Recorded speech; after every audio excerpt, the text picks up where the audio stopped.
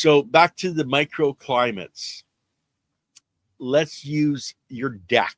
You have a house, you got a deck, it's all open, it's beautiful outside. It's all one climate, okay, on that deck. As soon as you put up a lattice, okay, on one side of it, you have created a microclimate. And it's that easy to create any type of a microclimate that you want. So if you want to start growing earlier in the year, you would need to create some kind of a microclimate to create that. Now, in the northern latitudes, we have people using what's called a cold frame. So they're built a little box with a flip lid where they're putting glass or plastic, something that the sun can penetrate, that holds in the heat. They're creating that little microclimate that they can grow food year round. So the vegetables that you would be putting in there are cold tolerant vegetables. So say lettuce, your brassicas, your spinaches, etc., are a cold loving plant. Lettuce can literally freeze, turn around, and come back. Okay, so Lily's bringing me a book of a young lady. She's from Eastern Canada, from Nova Scotia, and it's called Year Round Vegetable Gardener. Okay, so Nikki Jabbour. Okay, so you guys can look that up.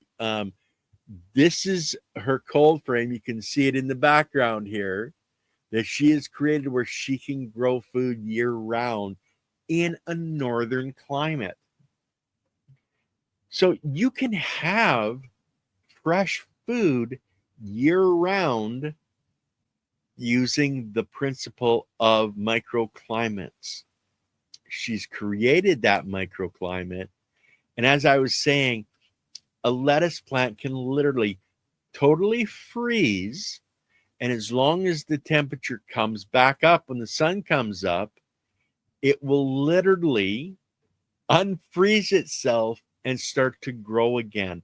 Now, of course, it's not going to be the speed of growth that you would see in a normal environment, but it is going to give you growth. It is going to allow that plant to keep growing throughout the winter, where you can go out in the afternoon and harvest some fresh greens for your meal in the evening, okay, for your supper time, for your kids, etc.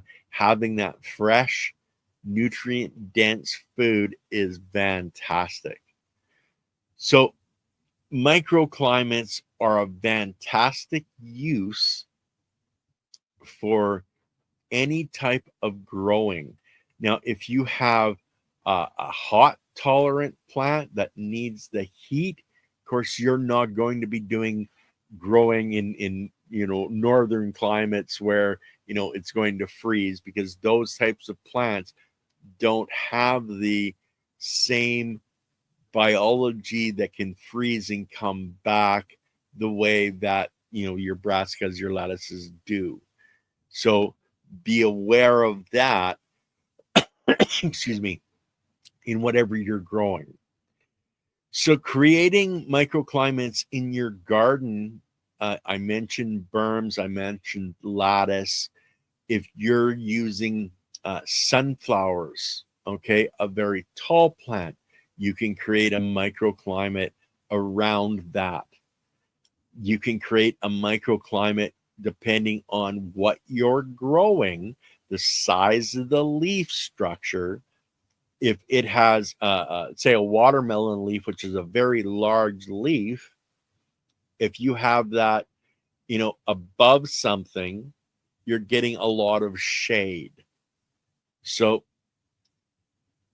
for people that don't understand you can plant a very sun-loving plant in a shady area, and this is experiments that people have done. The leaf structure on that plant will literally, instead of being a small leaf, it will expand out.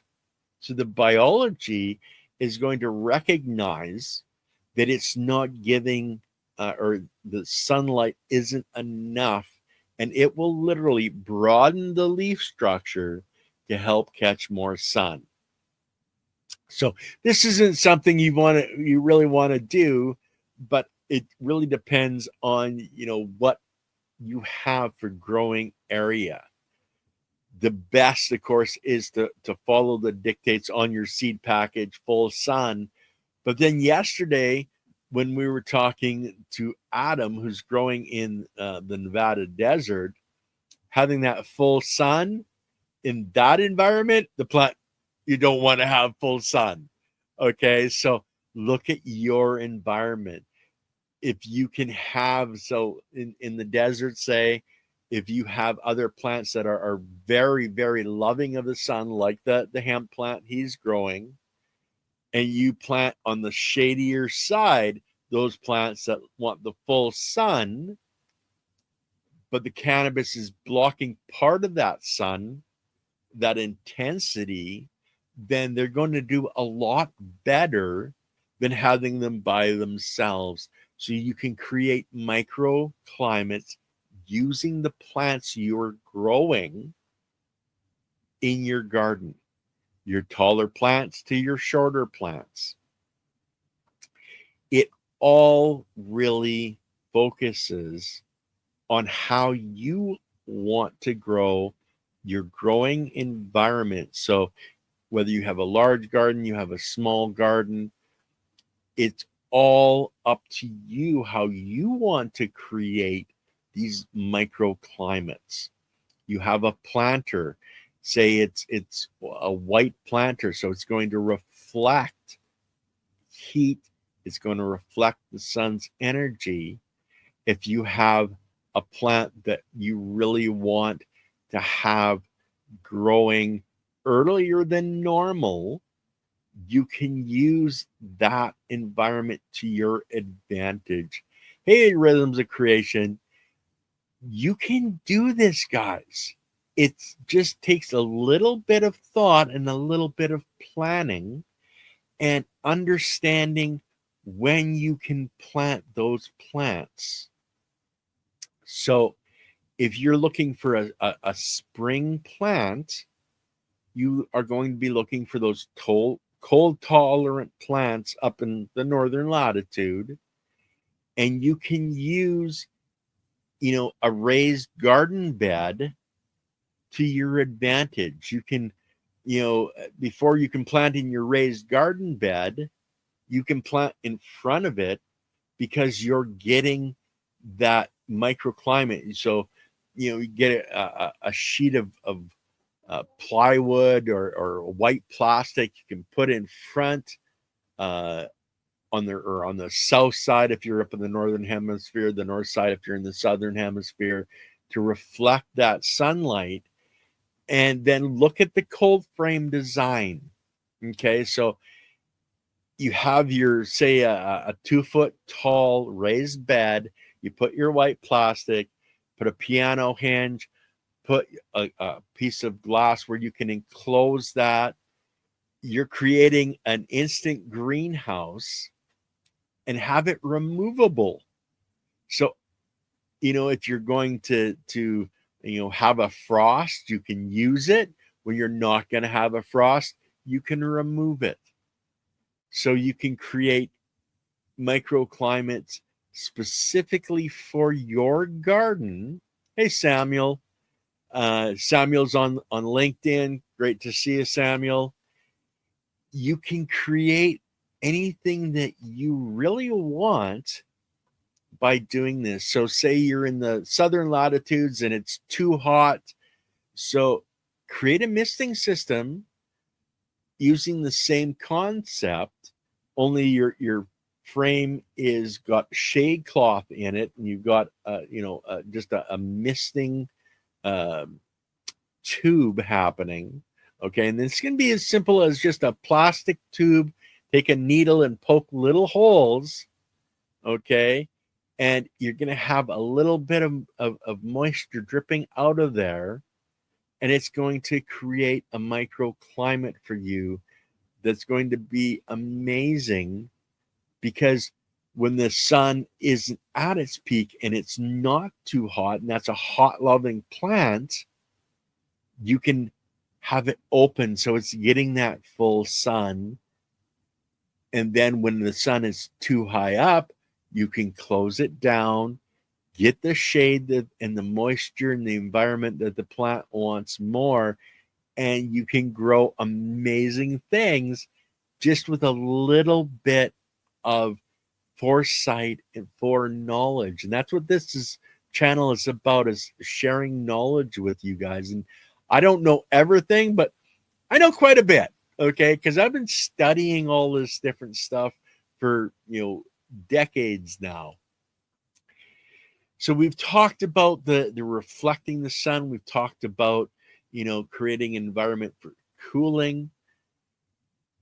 If you guys want an environment that's more, hey, Dr. Levy, more of a 1 million pumpkins. Okay, cool. More of an environment conducive to a specific plant. Study that plant. Find out exactly what it needs. Does it need to be by a creek or a running water? Is it, hey, Scotty, is it more, conducive to a dry environment? I know Leighton Morrison has talked about this, where he had a water-loving plant beside one that doesn't want water. He created the soil structure specific to each plant and a structure in between them to stop the transfer of that moisture.